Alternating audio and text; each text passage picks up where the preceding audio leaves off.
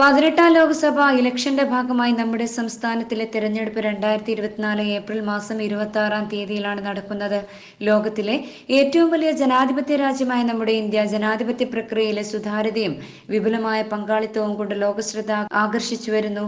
100 കോടിയോളം വോട്ടർമാരാണ് സമ്മതിദാനാവകാശം വിനിയോഗിക്കാൻ അർഹത നേടിയിട്ടുള്ളത്.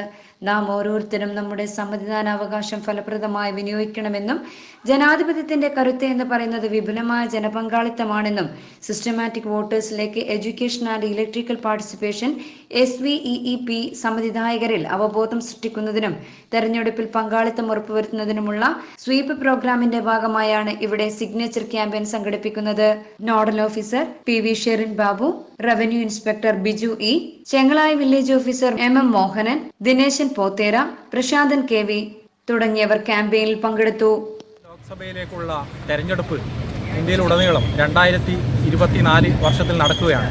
അതിന്റെ ഭാഗമായി കേരളത്തിലെ തെരഞ്ഞെടുപ്പ് 2024 ഏപ്രിൽ 26-നാണ് നടക്കുന്നത്. ജില്ലാ ഭരണകൂടത്തിന്റെ നേതൃത്വത്തിൽ സ്വീപ്പ് പരിപാടിയുമായാണ് നമ്മൾ ഈ ശ്രീകണ്ഠപുരം ബസ് സ്റ്റാൻഡിൽ എത്തിയിട്ടുള്ളത്.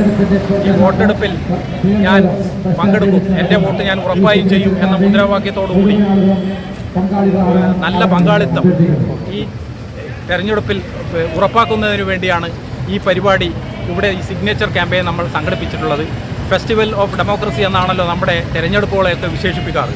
അപ്പോൾ ഓരോ വോട്ടും പാഴാകാതെ ഫലപ്രദമായി വിനിയോഗിക്കുമെന്നുള്ള പ്രതിജ്ഞയോടുകൂടി നമ്മൾക്ക് അടുത്ത തെരഞ്ഞെടുപ്പിൽ നമ്മൾക്ക് മുഴുവൻ പേർക്കും പങ്കാളികളാകണം എന്നുള്ള ഒരു സന്ദേശം നമ്മൾ ഈ പരിപാടിയിൽ ഉദ്ദേശിക്കുന്നുണ്ട്.